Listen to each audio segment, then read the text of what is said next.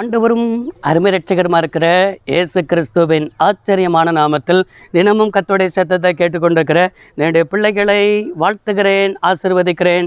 நீங்கள் ஆசீர்வதிக்கப்பட்டவர்கள். இந்த நாளிலும் கூட நம்பவே முடியலை என்கிற அற்புதத்தை நீங்கள் பெற்றுக்கொள்ள போகிறீங்க.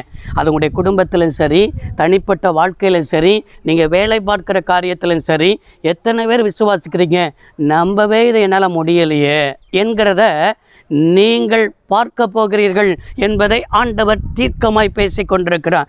நாள் வரைக்கும் நான் இதற்கு முயற்சி பண்ணினேனே, எவ்வளோ உபவாசம் பண்ணி ஜெபம் பண்ணியிருப்பேன், எத்தனை ஜெபக்குறிப்பை எழுதி கொடுத்து ஜெபம் பண்ணியிருப்பேன், எனக்காக எத்தனை ஊழியர்கள் ஜெபித்திருப்பார்கள், நானும் எவ்வளவோ கண்ணீர் வடித்து ஜெபித்திருக்கிறேன். ஆனாலும் இது நடந்துருமா?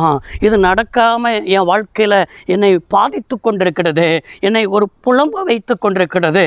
எந்த ஒரு காரியத்துக்கு புலம்பி போய் முயற்சி எடுத்து ஒரு தோல்வியில் முடிந்திருக்கிறதோ, இன்னைக்கு ஆண்டவர் தீர்க்கமாய் பேசுகிறார். அந்த காரியத்தில் நீங்கள் எதிர்பார்க்க கூட இன்னைக்கு செய்யலை, நீங்கள் அதை சற்றிலும் நினைத்து கூட பார்க்கவில்லை.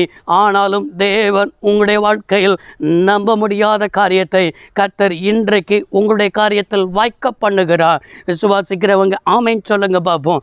அப்படி என்றால் நம்பவே முடியலையே அப்படிங்கிற காரியம் நடக்கணும்னா எரேமியா 17ஆம் அதிகாரம் 7வது வசனத்தில் கர்த்தர் மேல் நம்பிக்கை வைத்து கர்த்தரையே தன் நம்பிக்கையாய் கொண்டிருக்கிற மனுஷன் பாக்கியவான் என்று எழுதப்பட்டிருக்கிறது. எரேமியா தீர்க்கன் மூலமாய் ஆண்டவர் முன்னுரைக்கிற வார்த்தை என்னவென்றால், கர்த்தர் மேல் நம்பிக்கை வைத்து, நம்முடைய நம்பிக்கை எல்லாம் கர்த்தர் மேல் தான் இருக்க வேண்டும். அவர் எல்லாவற்றையும் அதினதின் காலத்தில் நேர்த்தியாய் செய்திருக்கிறார். இன்னும் அப்போஸ்தலனாய் இருக்கிற பவுல் ரோமர் சபைக்கு ரோமாபுரிக்கு எழுதும் பொழுது இவ்வாறாய் எழுதியிருக்கிறதை பார்க்க முடிகிறது. அன்றியும் அவருடைய தீர்மானத்தின்படி அழைக்கப்பட்டு தேவனிடத்தில் அன்பு கூறுகிறவர்களுக்கு சகலமும் நன்மைக்கு ஏதுவாய் என்ன செய்யும், நடக்கும் என்பதை பார்க்க முடிகிறது. எனக்கு அருமையான என்னுடைய பிள்ளைகளே, உடைய வாழ்க்கையில் உடைய கணவனார் உடைய என்ன காரியத்தை நான் செய்து அவரை மனம் திரும்ப செய்வது, ஒரு குடிப்பழக்கத்தில் இருக்கிறாரே, இவருக்காக எவ்வளவு ஜெபம் பண்ணிட்டேன் அப்படின்னு நினைக்கிற உங்களுடைய கணவனாக இருக்கத்தான் இன்றைக்கு ஒரு ரட்சிப்பு கடந்து வருகிறது. அந்த குடிப்பழக்கத்திலிருந்து அவருடைய மாற்றத்தை ஆண்டவர் கட்டளையிடுகிறார். அது மாத்திரமல்ல, நீங்கள் படித்து கொண்டிருக்கிறதான சகோதரியாக இருக்கலாம், ஒரு மேல் படிப்பை தேடுகிறவளாக இருக்கலாம், என் வாழ்க்கையில் இந்த காரியத்தை அடையணுமே என்கிற முயற்சியில் இருக்கலாம். நம்ப முடியாத அற்புதத்தை மேல் படிப்பில், அது மாத்திரமல்ல உயர் படிப்பில் நீங்கள் காணப்போகிறீர்கள். அது திருமண காரியத்தில் இருந்தாலும் சரி, கற்பத்தின் கனி காரியத்தில் இருந்தாலும் சரி, இல்லை என்றால் ஏதோ ஒரு முயற்சி செய்து கொண்டிருக்கிற எந்த காரியமாக இருந்தாலும் சரி, ஏதோ ஒரு காரியத்தில் நீங்கள் முயற்சி செய்து நீங்கள் தோல்வி தோல்வி தோல்வி என்கிற நிலைமைகளை தள்ளப்பட்டிருக்கிறதை நான் ஆவியில் உணர்கிறேன். இன்றைக்கு உங்களை பார்த்து தீர்க்கமாய் சொல்லுகிறேன், உங்களை பார்த்து தீர்க்க தரிசனம் உரைக்கிறேன்.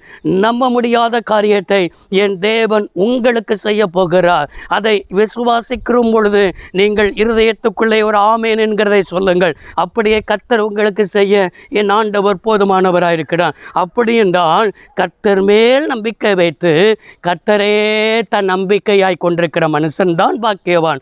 உங்களுடைய வாழ்க்கையில் வேறு எதையும், உங்களை சுற்றிலும் இருக்கிற எதையும், எந்த ஒரு காரியத்தை நம்பாதபடிக்கு உங்களுடைய நம்பிக்கை எல்லாம் உங்களை அழைத்தவர் மேலே இருக்கட்டும்.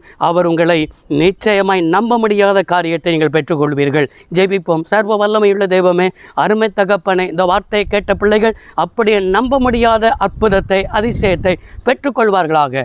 இயேசு ரட்சக நாமத்தில் பிதாவே, ஆமென். கர்த்தர் ஆசீர்வதிப்பாராக. God bless you all.